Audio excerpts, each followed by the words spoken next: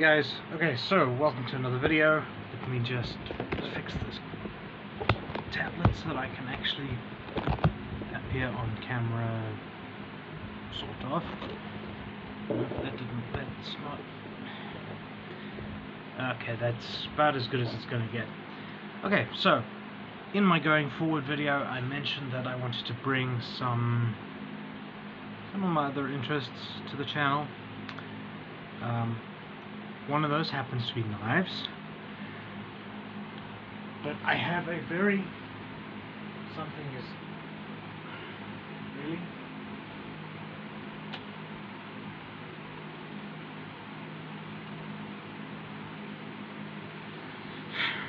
Stupid thing. Okay, so I have a... not a big, like a massive collection of knives, but it's big enough that putting them all in one video is probably not going to work very well. I tried that once before and it didn't come out well. Now, I did a knife collection video over on my personal channel just before the COVID-19 lockdowns happened. Not exactly my best piece of content. I wanted to do something with a better camera and kind of try a different approach to this one. So we're going to start off with one that I think everybody kind of knows, which is a Swiss Army knife. Okay, now this, I think everybody knows what this is. You see it and you go, oh, okay, that's a Swiss Army knife. Now this one, I'm not sure which model it is. There are 1, 2, 3, 4, 5, 6, 7, 10-ish. 1, 2, 3, 4, 5, 6, 7, 8. So there are 9 tools on this one. You have, I have the corkscrew on this side. There. What I think is a flathead. My fingernails are way too short to pull out these other things, but you've got an awl and a what I think is a flathead screwdriver on there, and then you've got, you know, the usual bottle opener,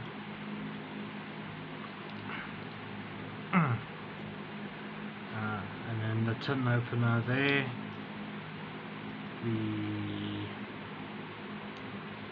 saw blade,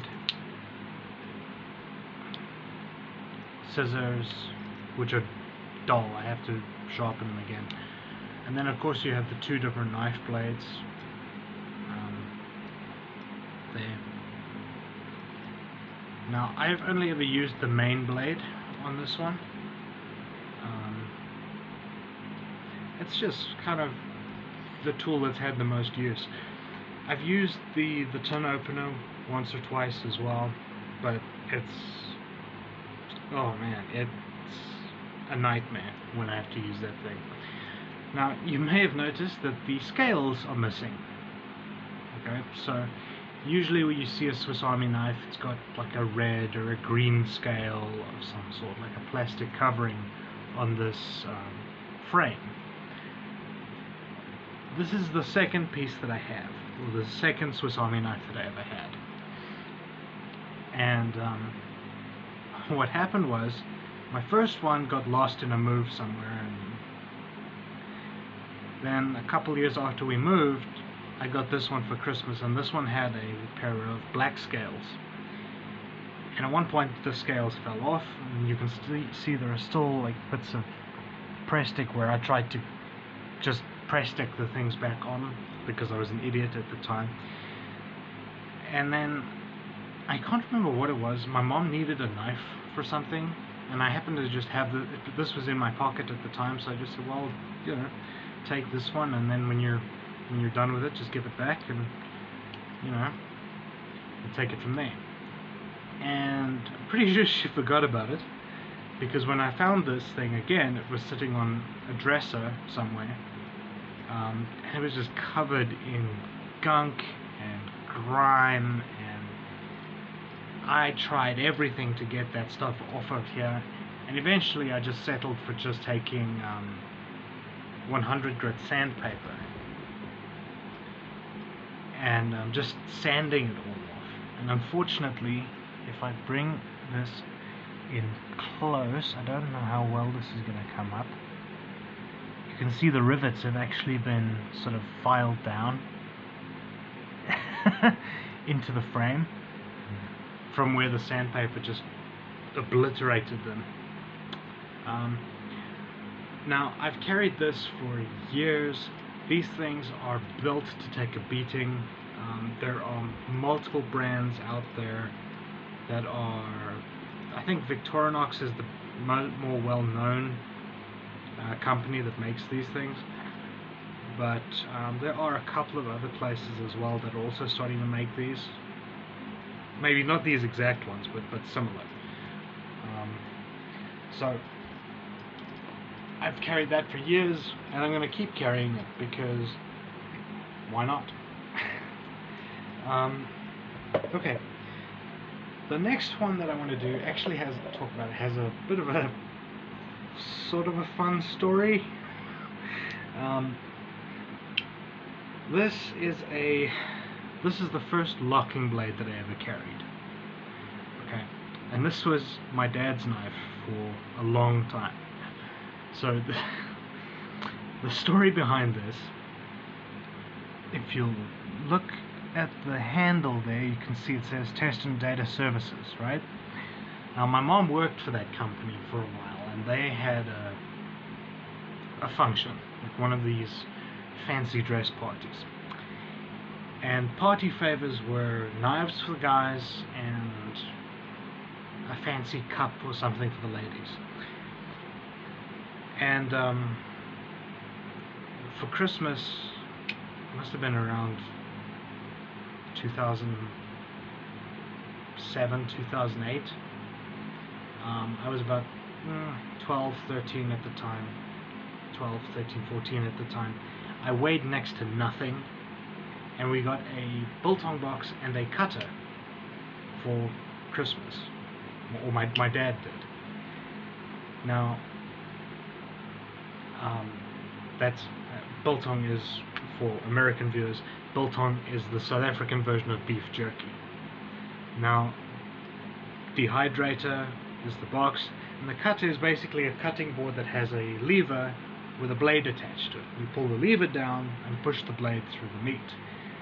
Problem was that I couldn't do that because I just didn't have enough weight to actually push the blade all the way through. So I picked this up. This was sitting on top of the wall unit in our living room at the time. So I picked it up and I thought, okay, well, I'll use it a little bit and then put it back and it'll be fine. And evidently it kind of just escalated, and eventually I thought, okay, well, I'll hold on to it for now, you know, and scrimp and save, and then pick up a knife for myself, because folding knives are not cheap. These things, folding knives are getting ridiculously expensive, depending on where you are, obviously. But so I did that. I raked together, I don't even know how much anymore, and everything that I was looking at was either too small, and I mean I have medium-sized hands, so you know, it was either too big and unwieldy and blocky, and you know, just in general just not comfortable to work with, which is not a good thing when you're going to be cutting biltong, especially when the meat is like super dry. So I did the thing, and in the end I just didn't pick up a new knife, and I felt terrible about it. So I ended up going and I picked up a small blade. It was a little bit small, I think. Well, not a little bit small, it was much smaller than this, for my dad as kind of a replacement. And he and I will still laugh about that today. Now, I don't carry this one very much. It's not as heavy as I remember it, but it's got some heft to it, which can be a bit of a nuisance. Okay, so the next piece I bought. So I carried that kind of on and off for a good while, and then in 2014 I was working in retail. Okay, so I was working in a grocery store, and I didn't carry a knife at the time because I wasn't sure carrying a knife was a good idea. I left retail at the end of that year, and I needed a new knife. So I was working at a local flea market, and I picked up this. So this is a Gerber Mini Remix 2. Yeah. Now, the funny thing is, if you look at the Gerber Mini Remix 2 on Amazon, it looks nothing like this. Okay? The closest I've been able to find is that, and my kind of theory is that there are two different models of the Remix 2, and this is just a model that was discontinued. It's nice and light, the blade is non-threatening, the clip is nice and sturdy, the button lock there is also great, except that it's under some tape, and I'll explain that in a second. But so I bought this in 2015, and I carried this thing for about 4 years straight. That this was the only folding knife that I carried at the time, consistently. And then in sort of March. Okay, well, wait, before we get to that. So later on, also 2015, for Christmas, I got this little multi-tool from Rolson. It's got spring-loaded pliers. It has 4 on that side, 4 on that side. So again, 9 tools. It's quite a small multi-tool. And the only problem that I have with this is that it's a little bit tricky to hold on to. It took me a while to kind of figure out, okay, put the heel of my palm on one side, and then 3 fingers on the other side, and then just kind of wrap my thumb over the top, and I'm good. But I haven't used this very much, apart from the pliers, obviously, because it's actually very difficult to get the tools out. So but the pliers have gotten a lot of use. Right. So that's that. Now, in, I want to say, sort of March, April-ish, the button lock mechanism on this, the button actually fell out. I don't know how, but it actually just, it popped loose. And we super glued it, essentially, back into place. And it stayed relatively sturdy for a while, and then fell out again about a month later. So I sat for a couple of months trying to figure out, okay, well, what now? And we went to a flea market, and I found a knife table. And I wanted to try fixed blades for a while, so I picked up this guy. So, plain edge, full tang, just super light. This was just a cheap little fixed blade. It's got a Kydex sheath.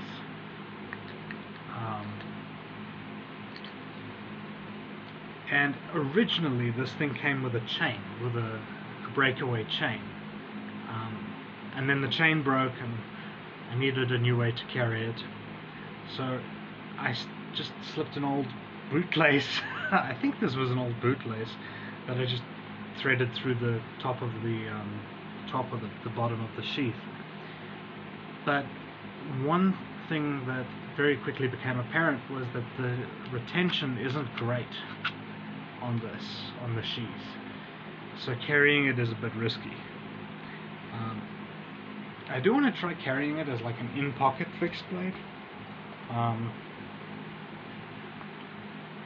but yeah, yeah, I haven't carried this one as much.